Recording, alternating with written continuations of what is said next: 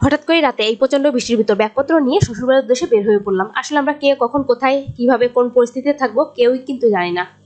এখন বিকাল ওই 5টার মতন বাজে, আর যেতে যেহেতু হবে ব্যাগপত্র সবই গোছাতে হবে, একরকম হঠাৎ করে সিদ্ধান্ত নিলাম শ্বশুরবাড়ি যাওয়ার জন্য। যদিও শ্রীমনের পাপার যাওয়ার কথা ছিল 3-4 দিনের জন্য, কিছু কাজের জন্য।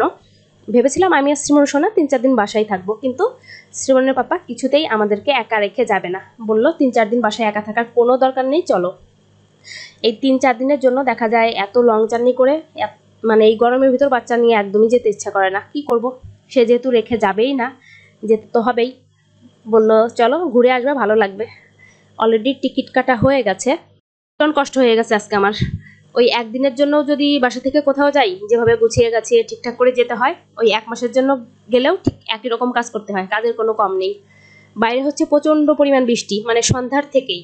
সারাদিন অনেক রৌদ্র ছিল, বৃষ্টির কোনো মানে কিছুই ছিল না। জানি না এই বৃষ্টি কখন থামবে, কীভাবে যাব, অনেক বৃষ্টি হচ্ছে। তো এর মাঝে রেডি হয়ে নিয়েছি বেশ অনেক পরে বলতে এখন 9:30 বেশি বাজে, 9:40 বাজে। এখন বের হতেই হবে, যদিও 10:30টায় গাড়ি, কিন্তু একটু আগে বের হয় ভালো। লেট হওয়ার থেকে একটু আগে গিয়ে বসে থাকলাম তাতে ভালো।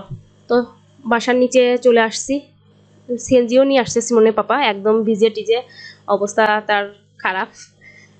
আর এখন আছি হলো দামপাড়া। আমরা এখান থেকে আরেকটা বাসে যাব, মানে বাইজির থেকে বাসে আসলাম হলো দামপাড়া, এখান থেকে এক বাসে ভাঙা।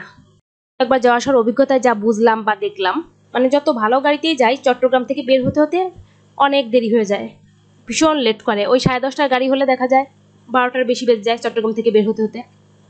এখন বাজে হলো রাত 3টা। কুমিল্লা আসার পর 20 মিনিট যাত্রা বিরতি দিয়েছে, তো আমরা ফ্রেশ হয়ে তারপর হালকা পাতলা ভাবলাম কিছু খাওয়া দাওয়া করে নেই। আর শ্রীমন সোনা ঘুমিয়ে তো ছিল, ওকে ডেকে তুলেছি। তো দুষ্টুবুড়িকে একটা বার্গার দিলাম, ও অবশ্য বেশি খায়নি, ওই একটু খেয়েছে, পরে জল টল খাইয়ে দেওয়ার পর আবার ঘুমিয়ে পড়ছিল। আর আমরা আবার সাথে হলো মিষ্টি নিয়েছি।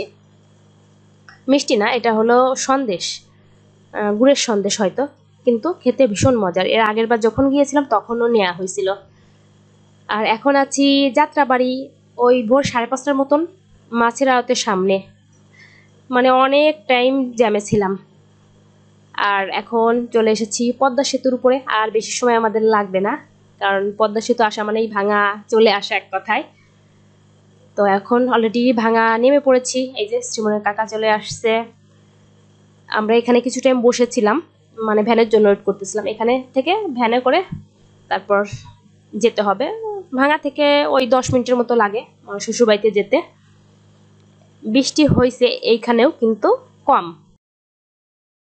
আমরা বাড়িতে এসেছি ওই 9টার দিকে, আর এখন বাজে 10:30টার মতো। 2 ঘন্টা জ্যামে বসেছিলাম যাত্রাবাড়ি ওই মাছের আড়তে, ওইখানে একদম পাক্কা 2 ঘন্টা। আর একদম মানে বাসা থেকে বের হওয়ার আগে থেকে বৃষ্টি, বাড়িতে আসার পরও বৃষ্টি ছিল, এখন অবশ্য নেই। স্নান করে একদম ফ্রেশ হয়ে নিলাম, খাবার খাবো।